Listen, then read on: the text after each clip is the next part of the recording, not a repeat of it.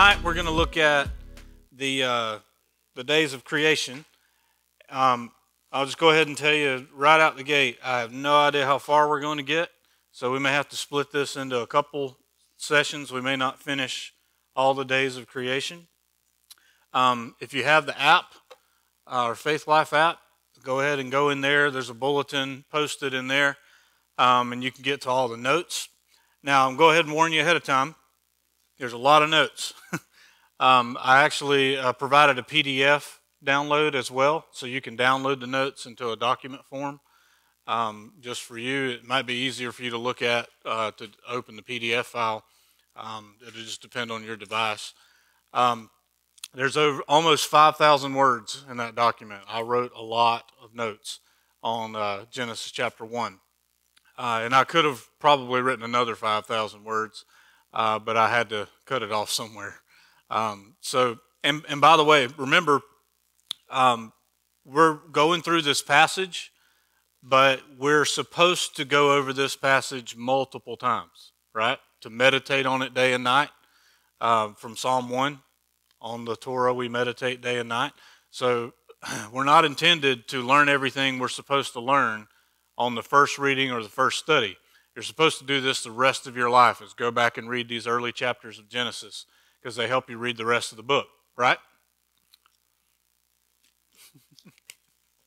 Okay, so with that being said, let me say one more thing before we dive in. Wednesday night is intended to be a study time, not a me teach you and you sit and listen. So all discussion is welcome. We're going to have a time for a question and answer at the end. Matter of fact, I meant to do this earlier, and let me do it now. I'm going to post in the app. I'm just going to put comment with your questions here. And then you can post questions as you think of them throughout the night. Not that we're going to be here all night, but...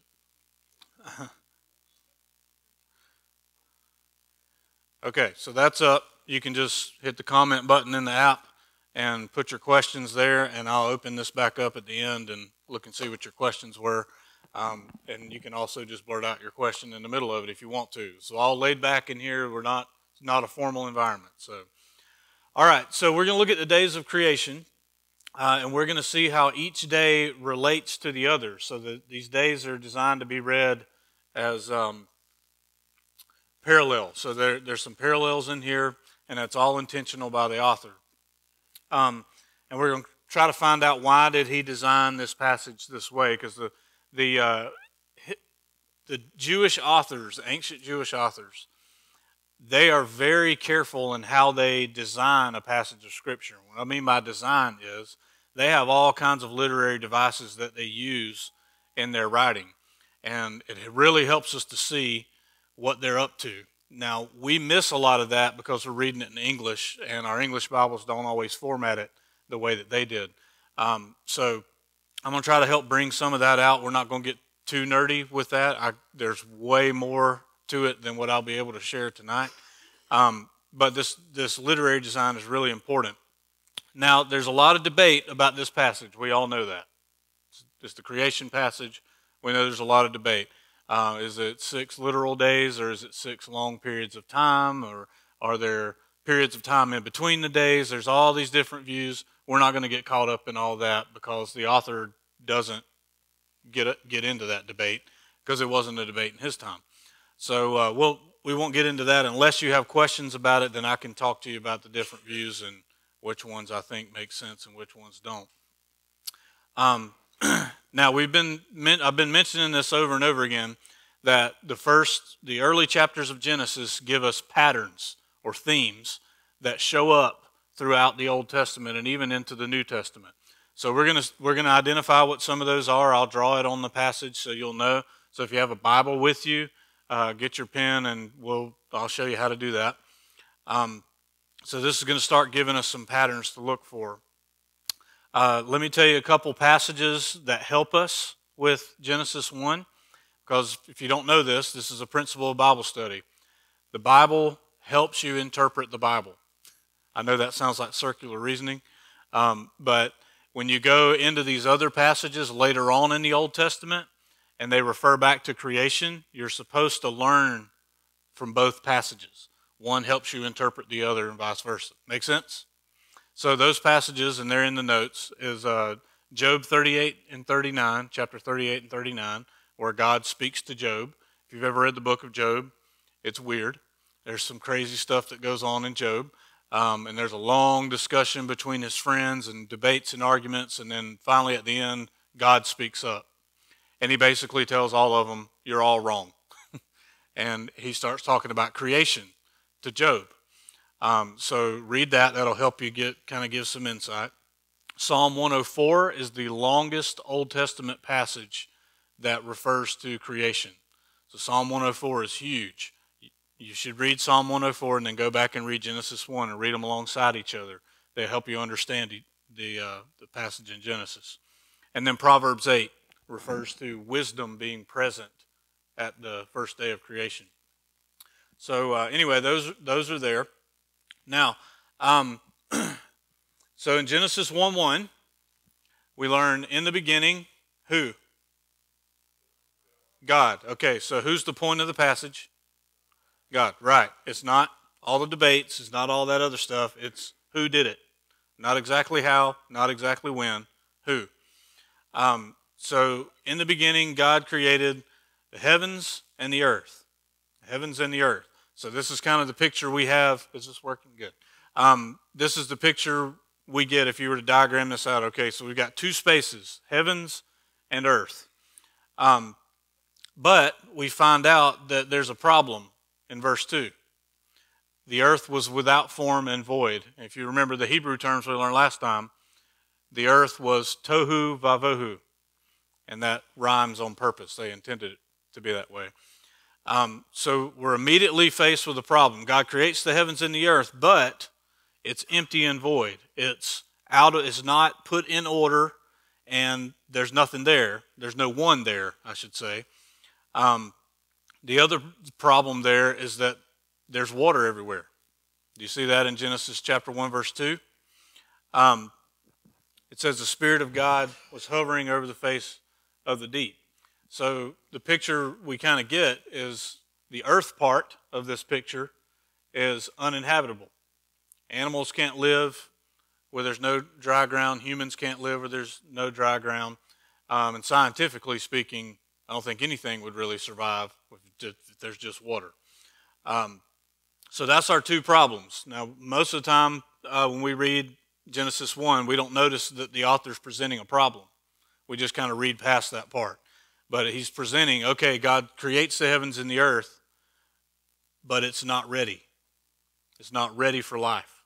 So what he's going to do in the 6 days is he's going to start getting it ready for life. So he's going to start creating things. He's going to start taking things that he created and form it into other things. We're going to see all those words as we go. Now, I want to address one issue real quick. I talked about the gap theory last week, how some people believe there's a gap between verse 1 and verse 2. And I told you, and I drew a line, but then I erased it and said that's all you really need to know about the gap theory. In the Hebrew of the text, there's no indication that there should be a gap. However, some other Hebrew scholars that I've been reading behind say that it's very possible that there could be a length of time between verse 2 and verse 3. So, all that to say, there's different viewpoints on that, and the text leaves it open. It doesn't solve that problem for us. And that's okay. We don't have to solve everything, Americans. You don't have to have an answer for everything, okay? They were okay with things being open-ended. We have to be okay with it too. As much as I would wish that Moses would have wrote, and by the way, there were 6 million years in between these two verses or something like that. That would have been nice, or there's no time. But he didn't do that. He left it open-ended. And that's all right. So, what we need to look at is the literary design of Genesis 1. You may have never seen this before, and it may be totally unimportant to you. But this was really important to the author because this wasn't easy to write this way, but they put a lot of work into it. So if you'll notice, day 1, 2, and 3 corresponds to 4, 5, and 6. So do you see the relation there? How they're connected? So the day 1 and day 4 deal with the heavens. What's up there? So he creates light and darkness, and then he creates inhabitants or host for that space. Do you see that? Okay. And then day 2 and 5 deal with the waters. And then day 3 and 6 deal with the land. So do you see how the author has put this together? So we like to read it, because we're modern Westerners, we like to read it only as 6 consecutive days. The Hebrew authors and the ancient readers of this text would have seen it like this, because they're very familiar with these literary devices. We're not as familiar with them, especially if you're a concrete sequential person like me. I like things to be in a list and to be in order. If you put something out of order, I can't stand it. I got to put it in order. Anybody else like that? Okay, a few of us, and others aren't admitting it. So, but so it was kind of hard to wrap my mind around this and why it mattered. But the more I dig into Genesis, the more I'm seeing, especially into the Hebrew language, these authors were very sophisticated. So they use stuff like this. They use poetry. We're going to see that tonight. They'll just throw in a poem right in the middle of a narrative text. You're like, what is that about? And that's all intentional. They're doing all of that on purpose, and ancient readers would have known what they were doing. So we have to really dig in to figure that out. Now, all that to say is you can read the Genesis account in English without knowing any of this and still get the point, right? Okay, so I don't want to ever make you think that, well, I've got to have some scholar or somebody to explain everything to me, or I can't understand the Bible. Throw that idea out the window. Our English translations are great. You can get the point clearly from the English, but there is a lot of depth behind the Hebrew and all of that. All right, so here's what we'll do. Let's look at Genesis 1. We'll start at verse 1, and then we'll just walk through it. Everybody good so far? Any questions so far? All right, here we go. Okay, so in the beginning, and remember that in the beginning sounds like a cuss word in Hebrew, Bereshit. And that means way back when, we don't know how long ago. In the beginning, God, Elohim. Let me do this for a minute so I don't confuse you. In the beginning, God, singular, Elohim, created the heavens and the earth, the skies and the land. The earth was without form and void. Darkness is over the face of the deep. And the Spirit of God, the Ruach, the wind or breath of God, is hovering over the face of the waters. All right, so we did that last week, and here we go. Now, did any of you do the homework where you went and you counted different phrases and how many times it was repeated? Anybody do that? A few of you did? Started? That's okay. It's okay. Do it over and over again. Remember, you'll come back and read it 6 months from now and notice a whole new phrase that gets repeated that you didn't notice the last time. Meditate on it day and night. You're going to learn new things for the rest of your life. It's a wonderful book. I mean, I don't know how many novels you've ever read more than once. Ever read a novel? Ever read one twice? You're weird. Okay. So I don't really read novels, and if I did, I would not read them twice. But this book is designed to be read repeatedly for the rest of your life. Okay, so immediately we've got this phrase. Anybody count how many times that phrase was repeated in the creation story?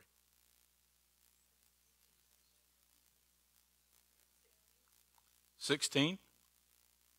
Wow. How far did you read? 9. It might, yeah. It's 10. 10? Okay. Marcy missed one. All right. So you get a 95 for tonight. I'm sorry.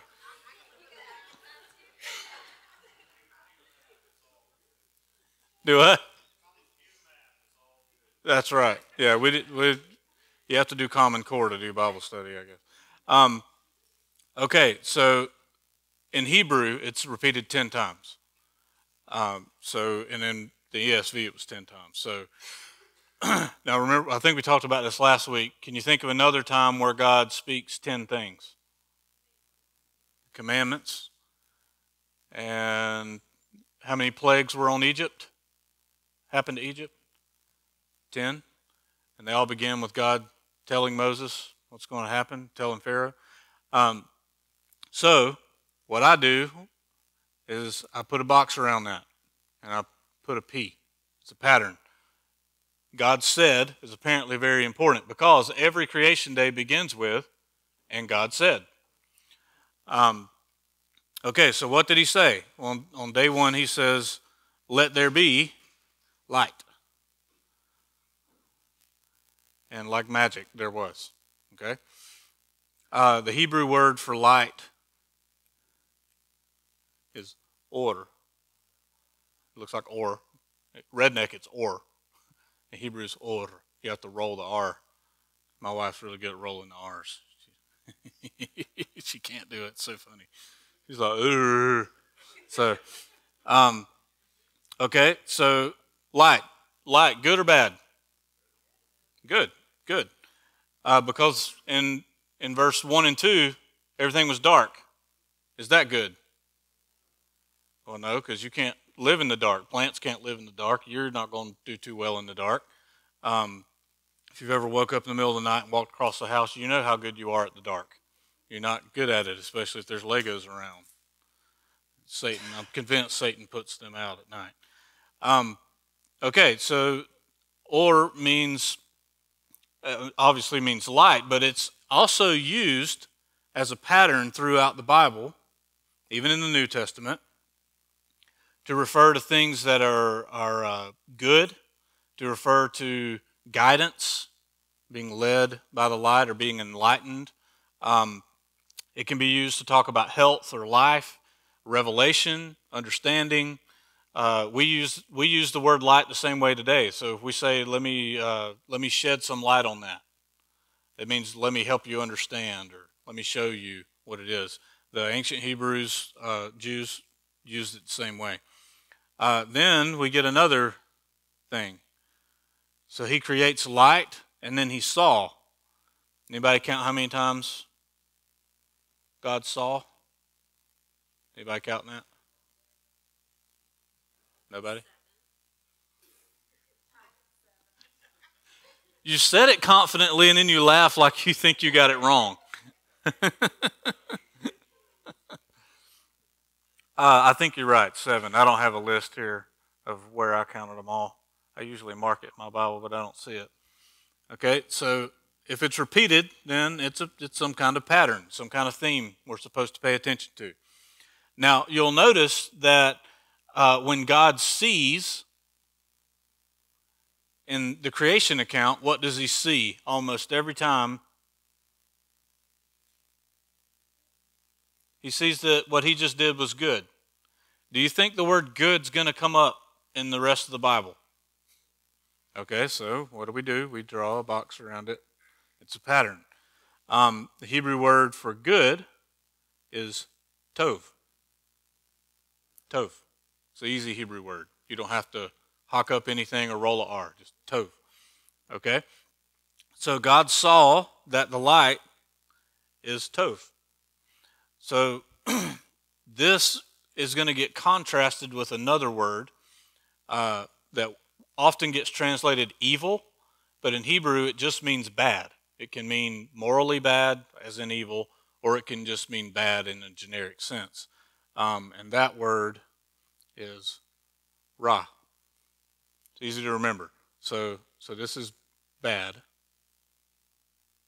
Ra. So when you think bad, think ra. That's a good way to remember it. Okay? So God saw that the light was good. Now, immediately you might notice, if you read the creation story before you came here, you might notice an issue. It's interesting that on day 1 light is created, but is there any sun yet? Has the sun been made yet? So where did light come from?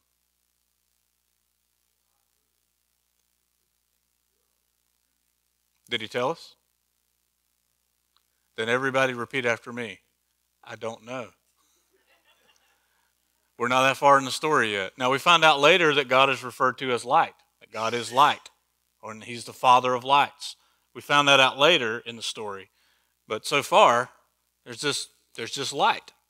Okay, so there's all kinds of people go at great length that I read at great length. For all the different ways people try to figure this out, and some of them are really stretching it. Now, I did find an interesting view from an astrophysicist named Hugh Ross, which I've been reading and studying behind lately. He's a Christian. He's actually a scientist who science led him to believe the Bible, which is usually that's kind of backwards from how we normally hear it. But he's a brilliant guy. But some astrophysicists say that the light on day one actually is the sun, but it hasn't been revealed because the atmosphere was too cloudy. So I don't know if he's stretching that one or not. He has a really smart, about 10 paragraphs worth of explanation that by the end you're like, well, that kind of makes sense. But I have no idea how to communicate that to us here because I'm not a scientist. But so anyway, we've got, okay, there's light. There's some kind of light. Now, we know that there are other lights in the universe, right? Right? The middle of the Milky Way is a huge light. They say it's a supermassive black hole. I don't know how light comes out of a black hole, but apparently it does. I don't know the science behind that. So there's other light in the universe. This shouldn't be a problem for us. God creates the light. Maybe he is the light. That's not the author's point. The author's point is, what did he do on day one? Well, that was light. And God separated the light from the darkness. Okay? So does the word separated get repeated? Mm-hmm. He's going to do it on another day. He's going to start separating other things. So he creates light, and there's also darkness. We know that from verse 2. And he does something to separate those two. And God called, which that gets repeated throughout the passage, the light day, and he called the darkness night. So what's God doing on day one so far? Well, he says, let there be light. Isn't it interesting that he doesn't say, and God created light? Just let there be. You're looking at me like you're waiting on me to explain that. He just says, let there be. So, if God is the light, and God is eternal, maybe he's saying, let my light shine. I don't know. I'm just saying. Something to meditate on. So God called, so he's going to start calling things a certain name. Now, God only names 5 things in the creation account: day, night, heaven, earth, and seas. The animals, he doesn't name. Who names the animals? Adam. Y'all have read Genesis 2. Good. Genesis 2, he brings the animals to Adam, and they go by, and he gives them their name. And we'll talk more about that next time, if we get that far. So this idea of separation, what he's doing here is he's bringing order. He's setting boundaries, and he's ordering creation. Because in the beginning, when he created the heavens and the earth, there was darkness, and there was water everywhere. Now, what do we know is underneath the water? You ever been in the ocean? Go to the bottom. What's on the bottom? Scary things. Yes, that is true. That is true. What's that stuff on the bottom of the ocean? Land.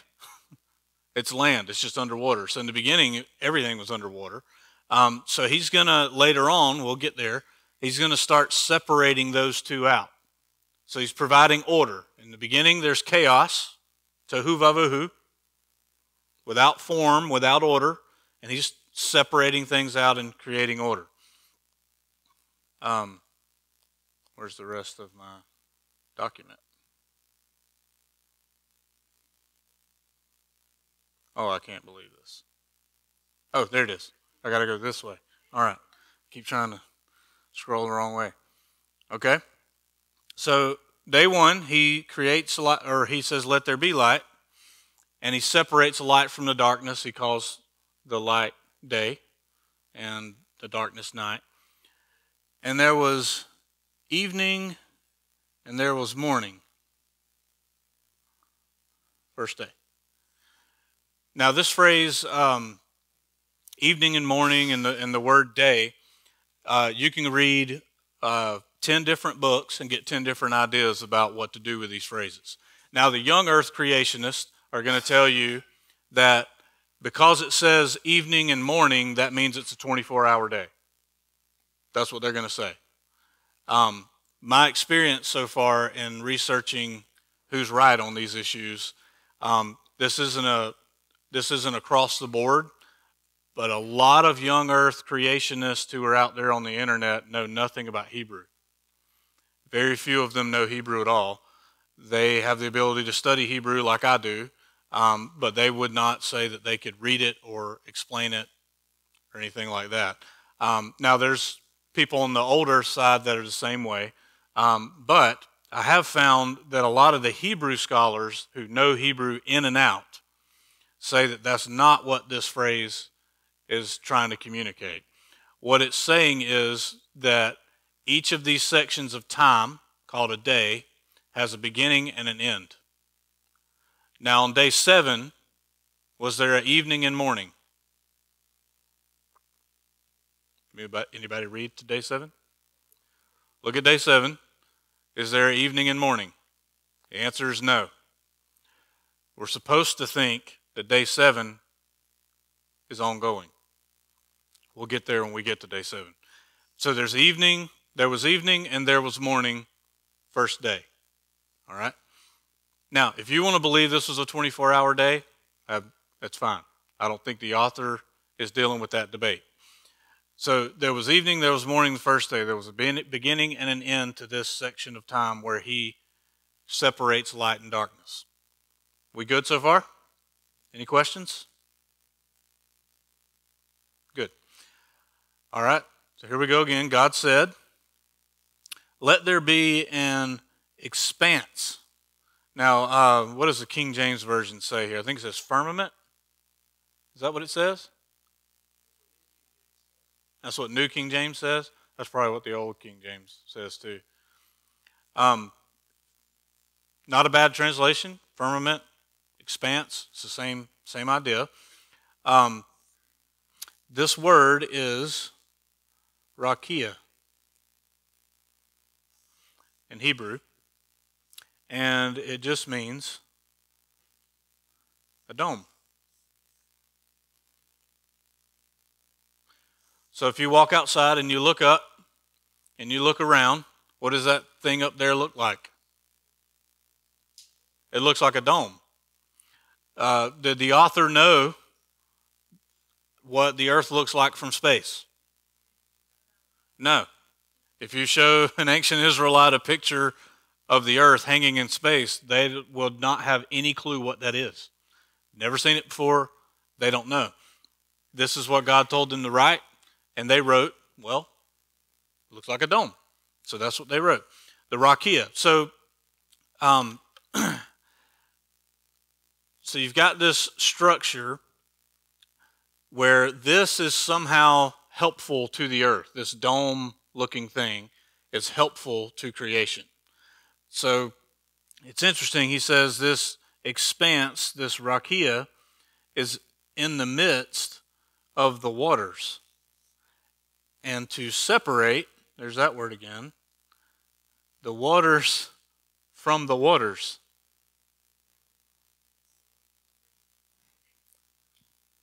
Anybody think that sounds a little strange? That's because it should sound strange to you. But in the if you had never been to space and you didn't have modern science, what comes down from up there sometimes? Water. Sometimes waterfalls. So in their minds, there's water up there. So this dome-looking thing separates the waters up there from the waters down here. Anybody got an issue with that? That would be what it seems like if you walked outside and it starts raining. You'd be like, well, I think there's water up there. It's common sense, right? Now, is the author wrong? No, he's describing what he can conceive of. Keep this in mind. If you go listen to anybody who's maybe an atheist or they think the Bible's just foolish, they're going to point to this passage to tell you why you shouldn't believe the Bible. Say, see, they thought it was a dome and there was water up there and all that. Just remind them, an author living thousands of years ago can only write what they can conceive of. You understand what I'm saying? An ancient author could not write down something that he couldn't conceive of in his mind or see with his eyes. Okay? So God's revealing this to them, but they're still writing according to what they can understand. If God had said, write a story that describes how the earth hangs in space, they would have been like, what is space? They don't have categories for that. So God's using human authors and their limitations to write down what he wants them to write down. And they're not wrong. They're just describing what they can understand. So in their minds, this rakia, is separating. It's protecting us from waters up there, and it provides space between the land and the waters down here from what's up there. Now, what else is up there that they know exists? God. That's God's space up there. He's beyond this rakia, this dome. He's up there above it somewhere, and we're down here. This is our space. This is God's space. And God made. That's a new word. Before we had created, bara, which means to create something that did not exist at all, out of nothing. Made is a different word, and that's important because what it means is he takes something and he forms it into something else. So let me find my word here. I don't have all these words memorized. We'll come back to that one in a second. So he made this expanse, this rakia, and that separates the waters that were under the expanse, down here, and waters that were above the expanse, up there. And it was so. I like that phrase. It was so. In Hebrew, this could be translated, and it was true, or, and it was right. So that's the idea it's getting at. No, it was good. Yeah, it was so. It means God did this, and that was the right thing to do. It was there, and it was right. And he saw that it was tov. Good. Okay? Now, and here he's going to name this expanse, and he calls it heaven. Now, the problem with that word in my English Bible here is it capitalizes it and it makes it singular. And it shouldn't have done that. The word for heaven, the samayim, is plural. So he called it heavens. We good? All right. And then we got that same phrase again. There was evening and morning, second day. This word day is yom. And you'll have people say that the word yom can only mean a 24-hour day. So let me talk about that for a minute. this word's used in Hebrew several different ways. In day 1, when he calls light day, it's referring to the daytime. Because it wouldn't make any sense for that to be 24 hours because he's only talking about the light time.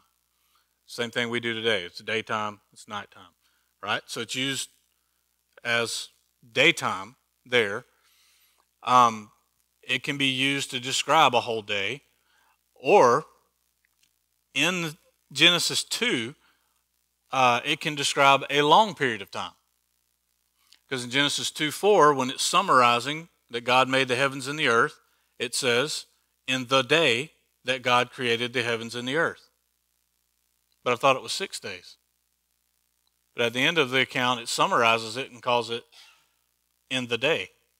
So in this passage, it's used different ways. So if anybody tells you, or you hear somebody on the internet or whatever say, the word yom in Hebrew only means 24 hours every single time, you'll know they're lying to you or they're misled. That's not true. In this passage, it means several different things. Okay? All right, so that's the second day. Here we go again. This way. There we go.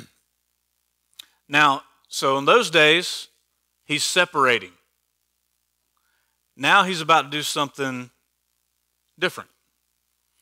And God said, let the waters under the heavens be gathered.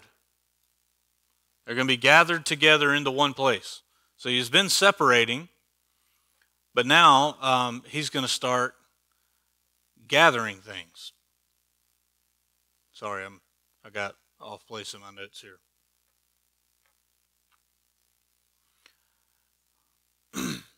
Okay, so anybody want to guess what he's doing here?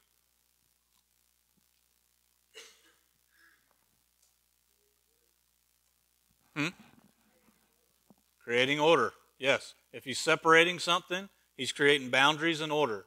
If he's gathering something together, he's ordering creation. So he's gathering the waters into one place. And then it says, and let the dry land appear. In your Bible, draw an arrow pointing up. This word can mean emerge. Because remember, where was the land in the beginning? It was under the water. So it's coming up. So he's gathering things, gathering the waters together in order to separate waters and land. So you see what's going on? Now, if you're sitting here thinking, why are we spending this much time on this passage? It's pretty clear cut. Because we're meditating on it. I'm teaching you how to read your Bible. Read it analytically, critically. Question it. Try to figure out what it's saying. If something's confusing to you, go back and read it again and see if you can sort it out. That's how you meditate on the Word. It's not designed to just read it and then go to work. You're supposed to do this over and over again. Think deeply about it. So let the dry land appear. So we've got water and land being separated. The water's being gathered together.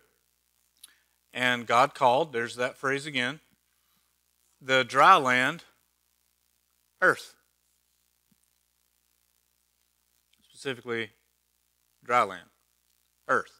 Now, does earth mean the whole globe in Hebrew? No. It means dry land. Every time. It means the dry land. And the waters that were gathered together, he called seas.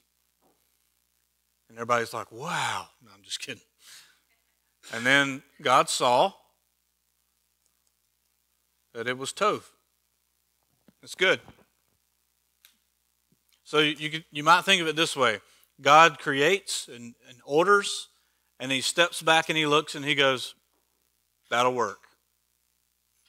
That word tov doesn't just mean good. It means good in the sense that it's useful or beautiful. But I think the sense we're supposed to get is this is useful for what we're doing next. Okay, so as he's ordering things and creating things, and he looks back and says, it's good, what he's saying is, this is going to work out great. This is good for where we're headed. Make sense?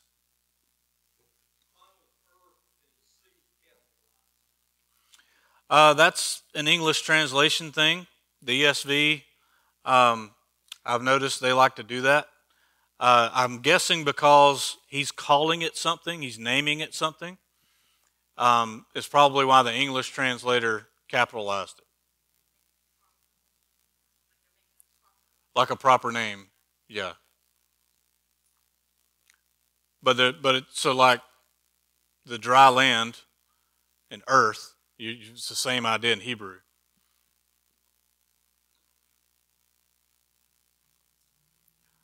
All right, we good on that one? Ready for the next day? I think we're still on the third day. Okay, so and God said, He said some more things. Let the earth sprout vegetation, which is greenery, grass. But not just that. We're going to have plants that yield seed. Is the word seed going to come up in the next couple chapters of Genesis? Genesis 3, I'll put enmity or hostility between your seed and her seed. So you might want to just go ahead and say that's a pattern. Then there's going to be fruit trees. Are there going to be fruit trees in the story coming up soon? Yeah, you might want to block that off. And it's going to bear fruit trees bearing fruit in which is their seed. So plants are going to produce seed, and then trees are going to produce fruit that has seed inside of it. And what's that for? Reproduction, so it can sustain itself. So he's creating a sustaining creation. All right? And they're all going to have their own kind. So there's going to be a separation of different kinds of plants and trees. And it was so. And the earth brought forth, this is a description of now the earth is doing what God said it would do. This is very important right here. The earth brought forth. So how did God make the plants and the trees? With the earth. Okay? The earth brought forth. It's the same word for giving birth. It's giving birth to these things. Let's see, where are we at here? God saw. What's the Hebrew word? For good? I'm going to teach you Hebrew eventually, after I learn it first. And there was evening and morning, the third day.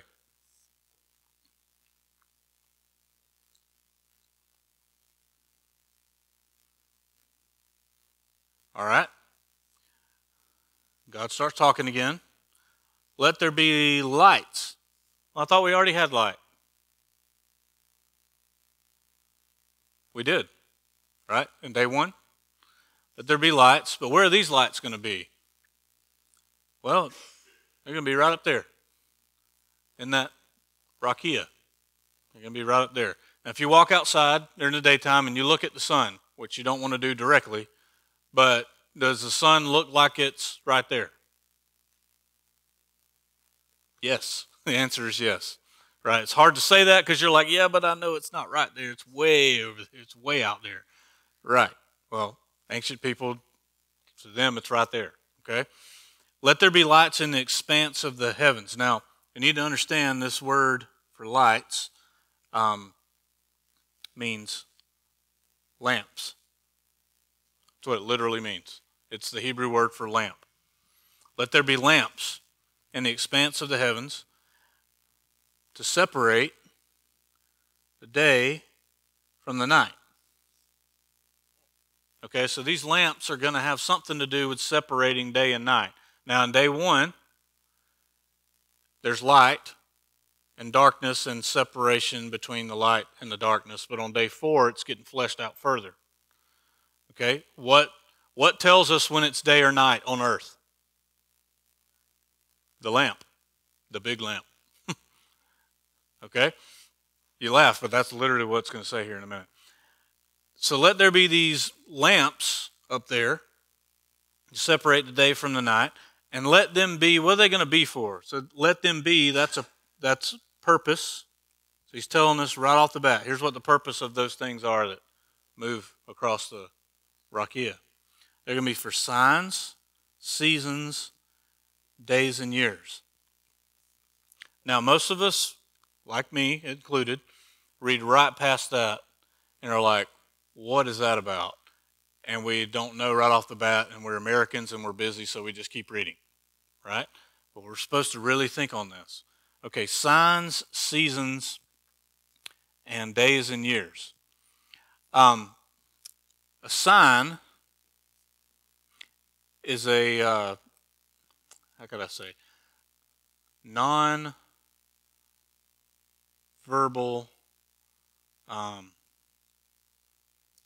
signal. Well, that's repetitive.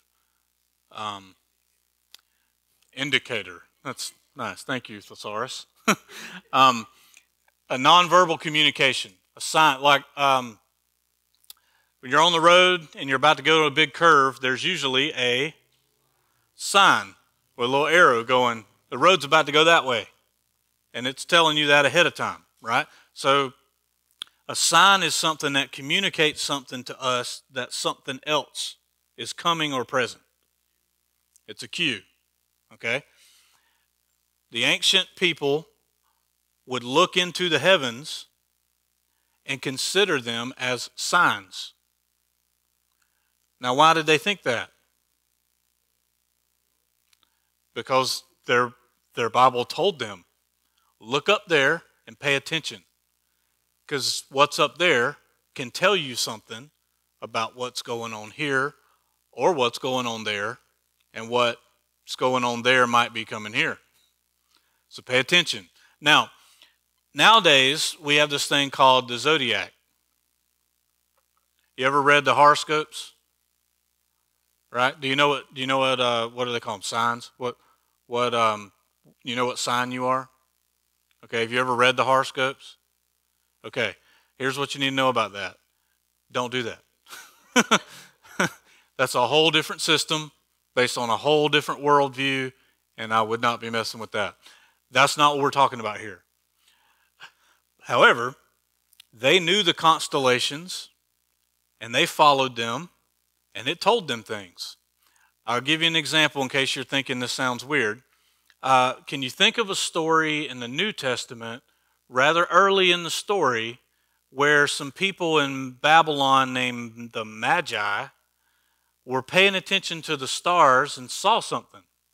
And they said, we should go to Jerusalem because there's a new king. Well, how did they know that? They were watching the stars. How did Babylonian Magi know anything about a king coming to Jerusalem? Well, if you remember from the biblical story, the Jews had been exiled to Babylon. People like Daniel, who was really good at the signs of heaven, at dreams, prophecy. They learned this from the Jewish people.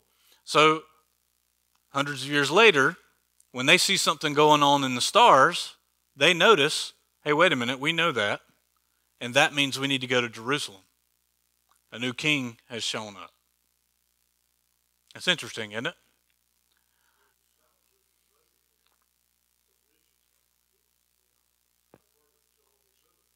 Yeah, it's important to know that the Jewish people have neighbors.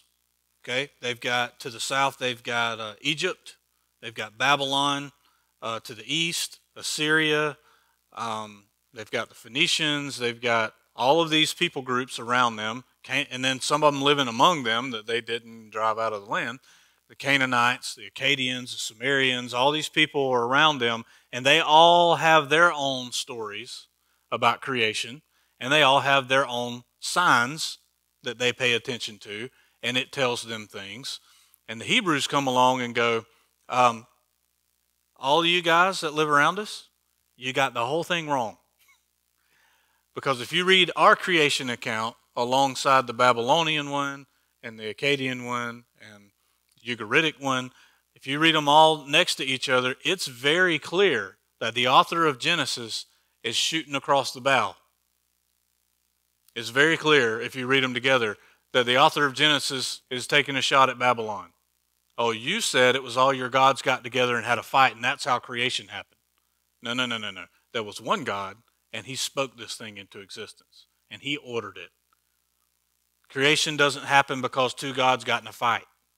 That's ridiculous. That's what this is doing. Okay, so just like they had all their own creation stories, and by the way, they all have their own flood story, and they all have their own story of heavenly beings coming down and mating with humans. They all have that story too. Only in their stories, the spiritual beings who came down were good guys. In the biblical story, the biblical writer's going, hey, that was bad. That's a bad thing. Those are bad guys. You made them into gods and you've worshiped those beings, and our God says those are rebellious spirits, you should not be worshiping them. So you can see the Hebrew authors are taking shots at all their neighbors. So that just like they had their own stories, they had their own signs. But the Jewish people knew how to pay attention to this stuff, and it communicated something to them. We see that in the Gospels when they're going to meet Jesus. They see something in the sky. They see a star. Revelation 12. Maybe I shouldn't bring this up. Revelation 12, verses 1 through 6. If you go read that, it says, John saw a great sign in the heavens. And he describes this dragon and a woman giving birth, and the dragon's trying to devour the child and all that, all this weird stuff. And then later on, the dragon sweeps a third of the stars down, which a lot of people say that's when Satan took all the angels. It has nothing to do with that. That passage is about the birth of Jesus and what was going on in the heavens. Somebody's going to have a question about that at the end. But if you go read it, and there's actually software, this is amazing, there's software that you can turn the heavens back on a clock. And if you go all the way back to September 11th, 3 BC, and you look at the stars, it is exactly what John described in Revelation 12.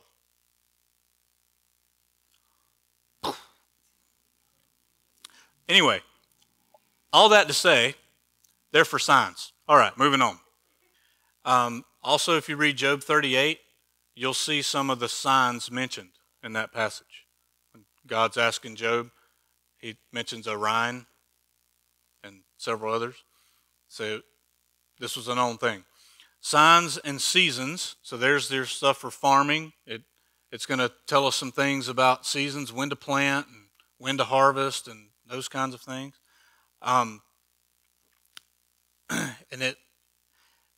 But the interesting thing about this word seasons, it literally means appointed times, and it's used repeatedly in the Old Testament to refer to the festivals that they would have, the religious festivals. So if you remember, later in the story, when Israel becomes a nation and God's dealing with Israel, immediately from Mount Sinai, he tells Moses, there's some feasts that you're going to celebrate as a nation. And they're all going to be tied to something God did for Israel. So if you're talking about Passover, y'all remember the Passover story? Which Jesus later comes and says, that was about me. And you're going to celebrate Passover in remembering me from now on. So you've got Passover. There's there's a feast, the Feast of Booths, it's called, where they would actually build little tent-type structures on their roof, and they would live in them for a week to remind themselves of the time when Israel was wandering through the wilderness and God provided every step of the way what they needed. It was a reminder that we depend on God for what we need. This word seasons is used throughout the Old Testament to refer to those seasons of religious festivals that they had. So those lights up there are going to help you know what time of year it is to celebrate and remember what the Lord's done for you. And then for days and years, that's time. So that's your time, or you could say calendar. So these lights up here, without them, we have no concept of time. And we know that. That's how we manage time today. So they're going to be for that, and they're going to be for lights in the expanse of the heavens to give light upon the earth. And it was so. And God made 2 great lamps. He's a lamp maker. Makes 2 great lamps. The greater lamp to rule. Now, is the word rule going to come up in the story again? Let's put your box around that. It's going to rule the day, the big lamp, literally in Hebrew that's what it means, big lamp. And the little lamp is going to rule the night. And it's like, in Hebrew it's like he says, oh yeah, and the stars. So you've got a big lamp and a little lamp. That is what? Sun and moon. Now why didn't you just say sun and moon? I mean, come on, Moses. It would have been easier if you would have just said sun and moon. Well, let me tell you why he doesn't say that. Because the word for sun and the word for moon were names of gods in their neighbors' countries. They worshipped the sun and the moon in the non-Israelite nations. If you know anything about Egypt, they worship the sun god. And guess what his name is? Ra. That sounds familiar. His name is Ra. He's the sun god. Now, this God is so awesome that he rises in the morning and he goes over the dome, because they had the same viewpoint. There's the dome. It goes up, and then at the end of the day, he goes down into the underworld, and he has to fight the great snake in the underworld. And if he succeeds, he rises from the place of the dead the next morning. That's what they believed in Egypt. Okay, so they worship the sun. Others worship the moon. The reason why he doesn't use the words for sun and moon is because he wants to be very clear to the Israelites, who he's writing this to, don't worship those lights. Don't worship the lamps. Do not love lamp. If you've ever seen that Anchorman reference, sorry. So that's why he doesn't use those terms. And God set them in the expanse of the heavens to give light on the earth, to rule over the day and over the night, and to separate the light from the darkness. See how that was all mentioned, but in a very general sense on the first day? Separation of light and darkness, day and night. But on this day it gets expanded. That's what the author wants you to think. You shouldn't just read this in a linear way. Okay? Remember, I think I told you the Old Testament, it has this camera lens effect, like it's zoomed way out, and then it'll zoom really far in on something and explain this little thing, and then it'll zoom back out again to a bigger story. It does that over and over again. That's kind of what's going on here. All right, God saw that it was Tov. Good. If you don't remember anything else, you'll be remembering Tov. And God said, let the waters swarm with, this actually, better translation would be swarmers. Let the waters swarm with swarmers of living creatures.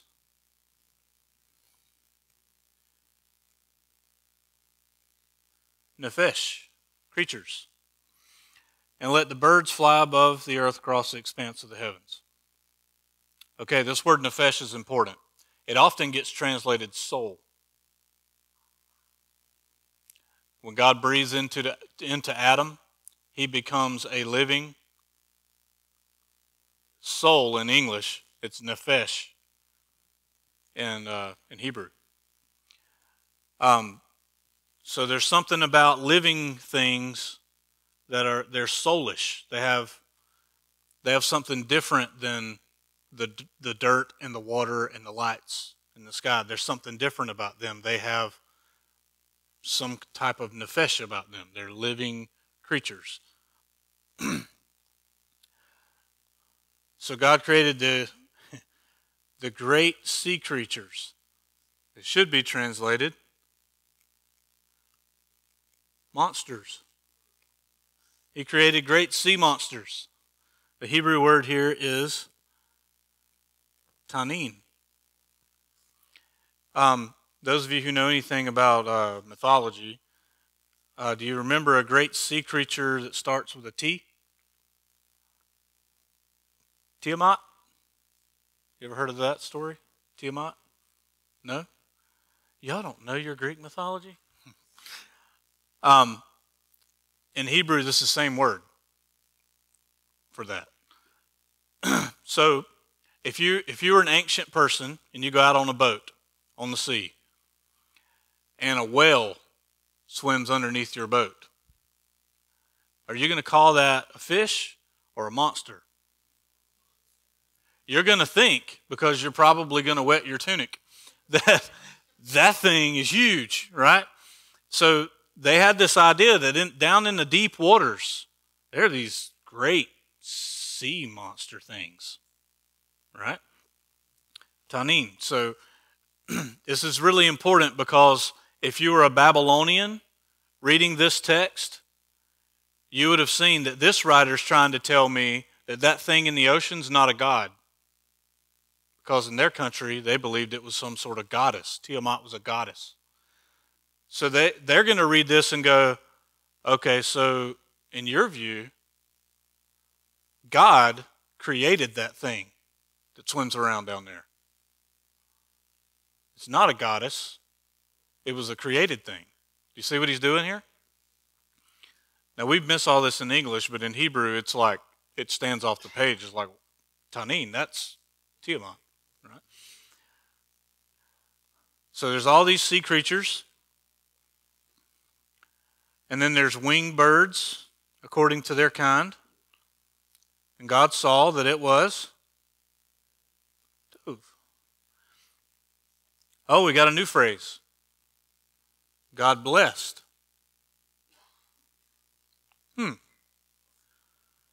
Now, what you need to understand about this, what is the modern idea of being blessed? Somebody tell me.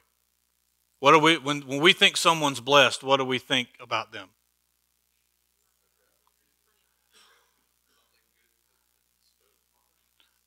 Okay. Good things are going on in their life. What else? What did you say? Material blessing. Stuff. Possessions. Wealth. That's what we think of. Is that what the Bible means by blessed? No. And guess what this passage is doing? It's teaching us how to think about the word blessed. It's teaching us right here in the creation passage. And I'll show you how.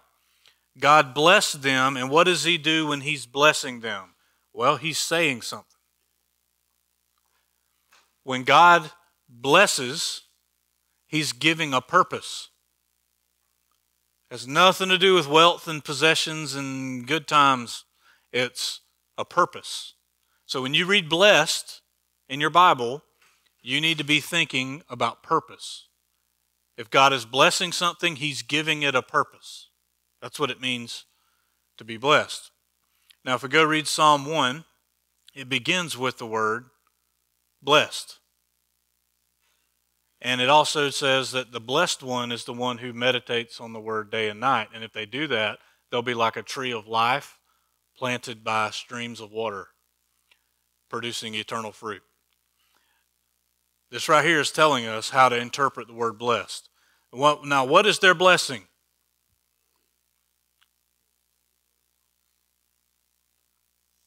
Be fruitful and multiply and fill the waters. Are those words going to come up again in the story? Yes. Okay. So, what do we do with that? We draw boxes around them. Okay. So their blessing, their purpose is to multiply. Get busy. Fill this place up. Okay. And let the birds do the same thing. And there was evening and morning, a fifth day.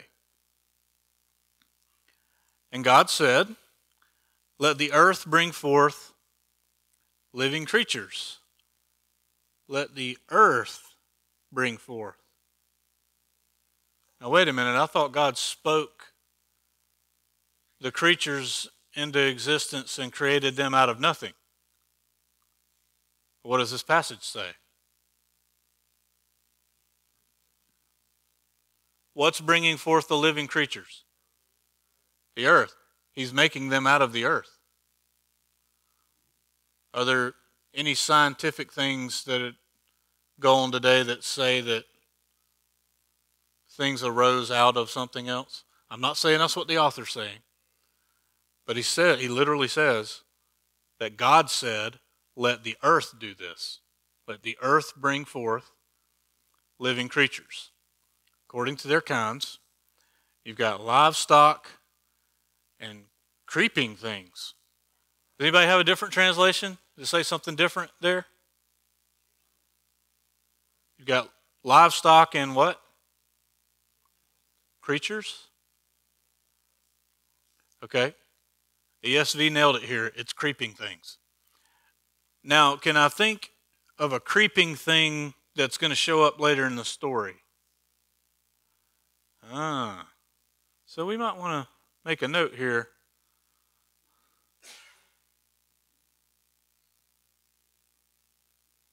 It's not only snakes.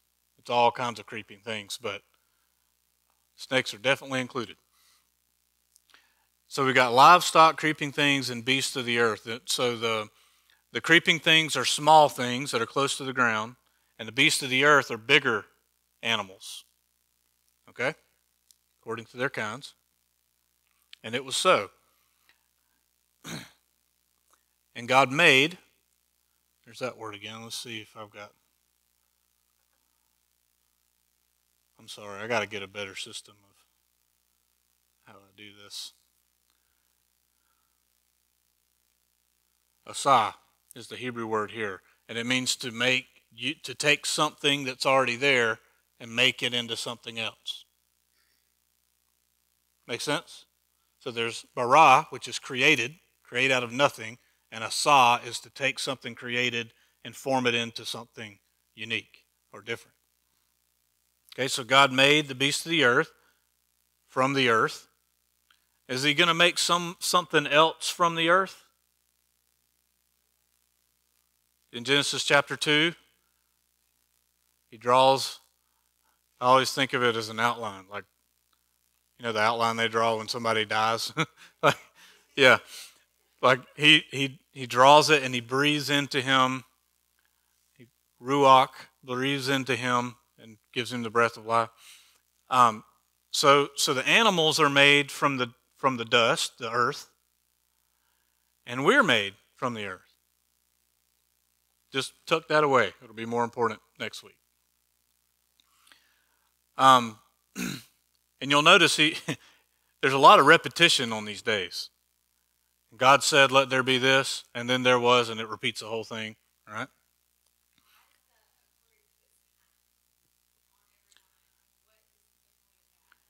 He's making sure, I think, I could be wrong about this, but I think the point is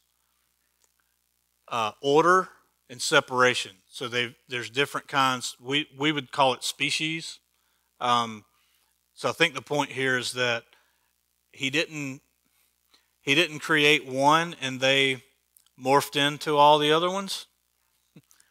I think he's trying to make it clear that he made them different kinds from the get-go. Yeah.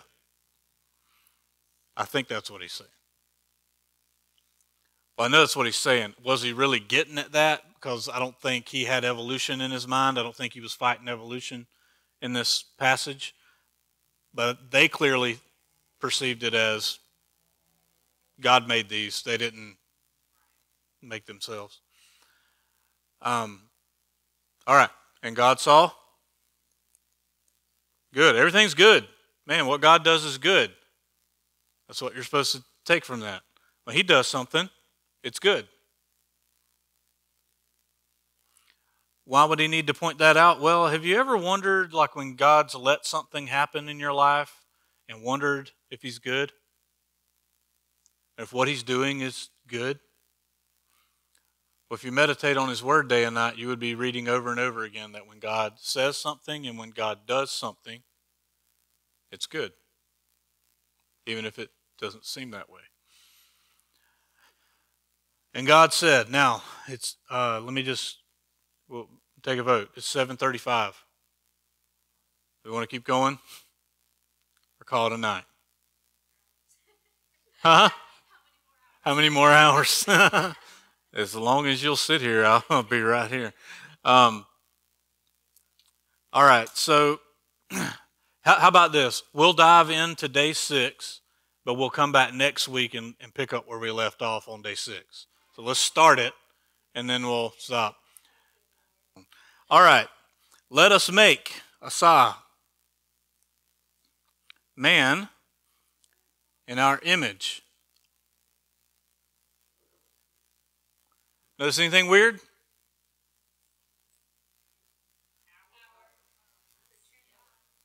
Us and our? What? Wait, I thought God was doing this. Who is us? Who is our? Okay, we'll get there. Just hang on. The word for man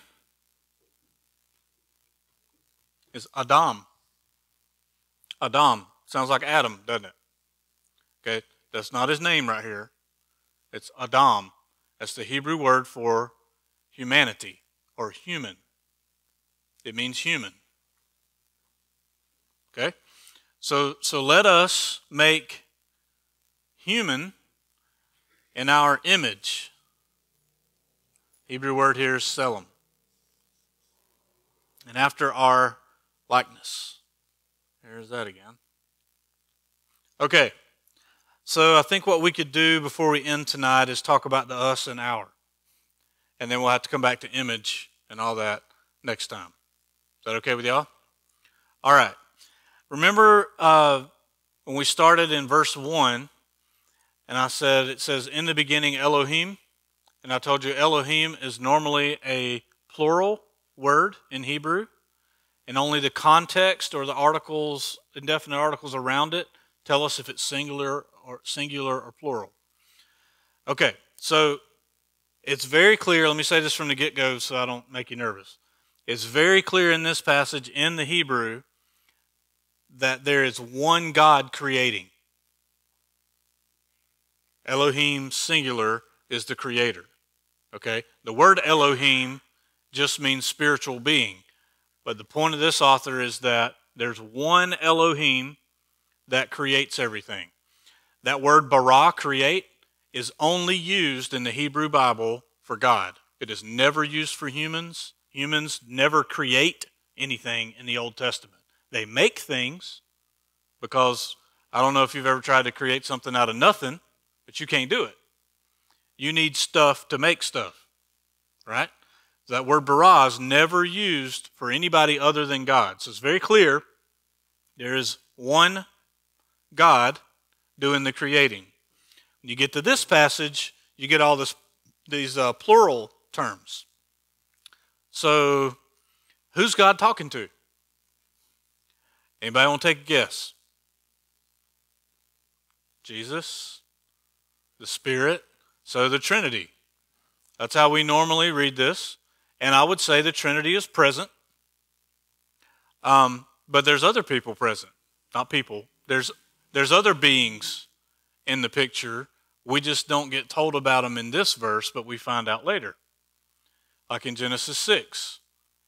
God has sons, and they're spiritual beings who come down to the daughters of men. If you go to Job, let me just read it for you. Oh, come on, where are we at here? If you go to Job 38, in verses 1 through 7, it says that God answered Job out of the whirlwind. So there's this storm, and God's answering Job at the end of the book.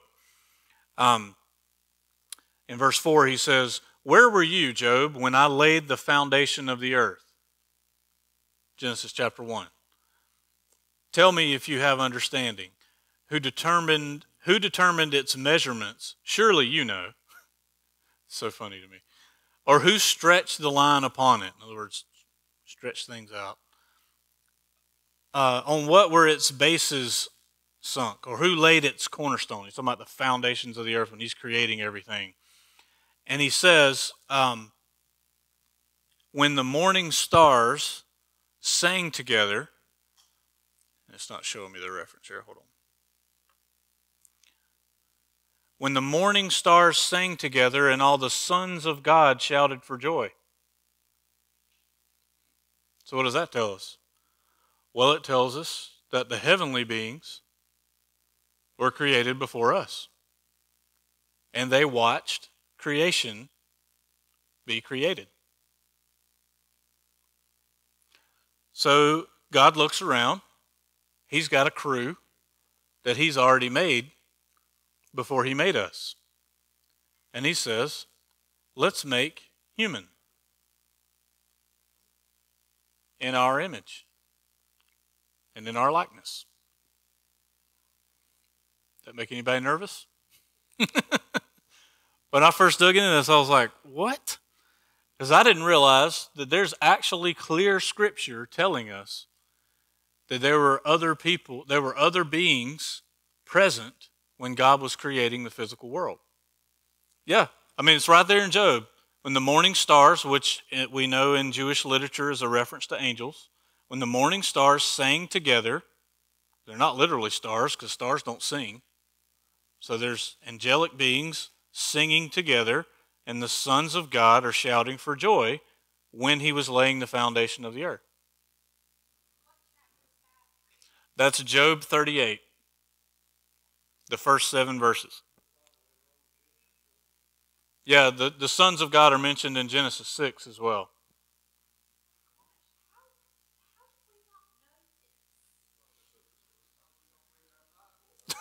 Exactly. We don't read our Bibles. Here's what this will be a good transition for us to go to questions, and we'll come back to the text next time. That's a great question. How are we not told this stuff, or how did we not know this? Okay. Yeah, there's a couple answers that I have for that. One is a lot of pastors aren't taught this. Okay, I went to Bible college. Nobody told me this. They just said, "Oh, that's the Trinity," and they move on. The us and the our, that's just the Trinity, and that's it. And they just move on. And then we got to Genesis 6, like, what's these sons of God things? Nobody had an explanation for that. They did, but their explanation was dumb. It didn't make any sense. And it definitely didn't go along with what the text was saying. So a lot of pastors aren't taught this, so therefore they don't know it, they're not teaching it. The other reason I would say we don't read our Bibles, that was Dole's answer. I would agree with that.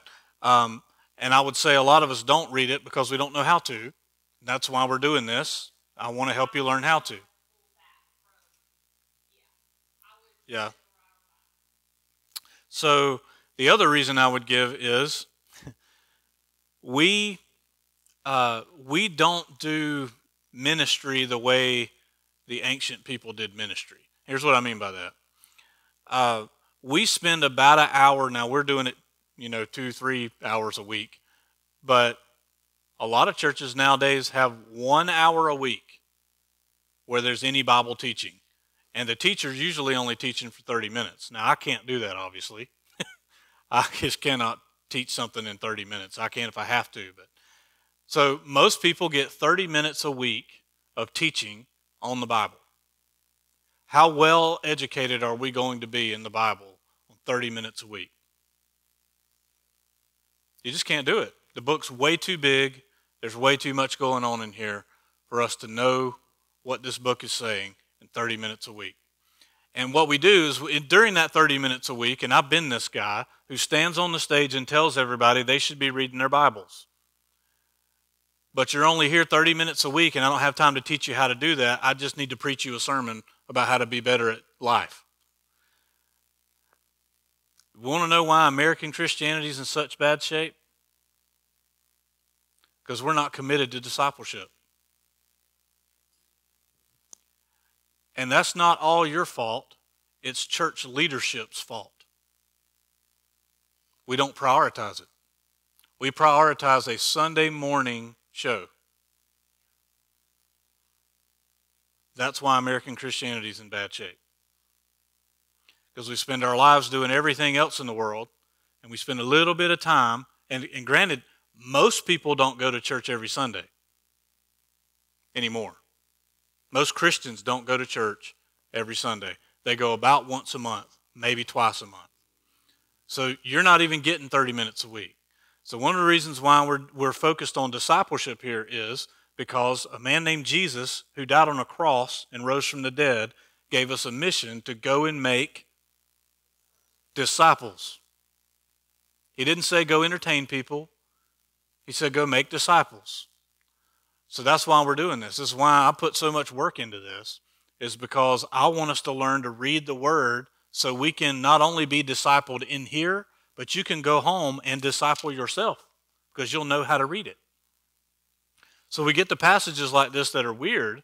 The reason why most of us have never heard of these things, and we kind of freak out at first. I did. When I started studying this, it freaked me out at first. So we need to be better about discipleship. That's my answer. That's why we don't know these things. And I can promise you, when we dig deeper into this sons of God thing, and we start to figure out what's really going on with that, it will make the Old Testament make more sense to you. Especially those passages that we have a hard time with. When he tells Israel, I want you to go into this certain city and drive them out. Get them out of here. I want you to go to this city and I want you to kill them all. Those are tough passages. And they're very hard to explain to people who don't believe the Bible and who choose not to believe the Bible because of those passages. The sons of God issue is what helps us understand those passages correctly. Now, you probably never made that connection, but I'm going to make it for you as we go and show you how there's more going on there than just human beings being killed and driven out of their land. There's much more to the story. It's much more sophisticated than that. And all that's connected into this sons of God stuff. So we'll get into that. All right, any other questions? We need to wrap it up. There is the gap theory that there was a period of time between verse 1 and verse 2 in Genesis 1. Before creation, you're saying. There's not anything I can think of off the top of my head in Scripture that tells us what was going on before creation, other than there were spiritual beings created before us. But it's not clear whether they could have been created on day 1 or day 2. We got laughter. I don't know to say something wrong. They could have been created on day 1, day 2. We're not told when exactly, but we know they came before the foundations of the earth were laid because they watched that happen, according to Job 38. But there are theories, especially the gap theory, which is a jacked up theory, to be honest. It states that God let Satan create a world, and he did such a bad job that God had to come in, flood it with water, and that's why verse 2 starts with there was deep waters covering the land. So when you hear somebody say, I believe in the gap theory, say, so you believe God let Satan create everything and he did such a bad job, God destroyed it all and started over because Satan didn't do a good job? Because that's what the gap theory says. I mean, if you get a Scofield Study Bible, it's going to tell you about the gap theory because that's what C.I. Scofield believed.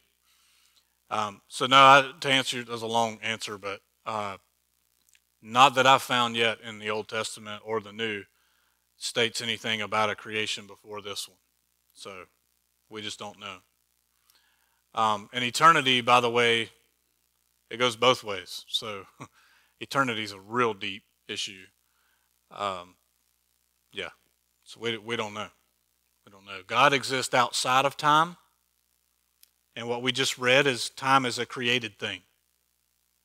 So this gets into time and space theorem stuff. I mean, he can be over here on a completely different dimension than us.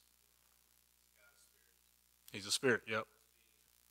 All right, let me pray for us. And if you got any other questions, I'll hang out with you and we can discuss them. All right, let's pray.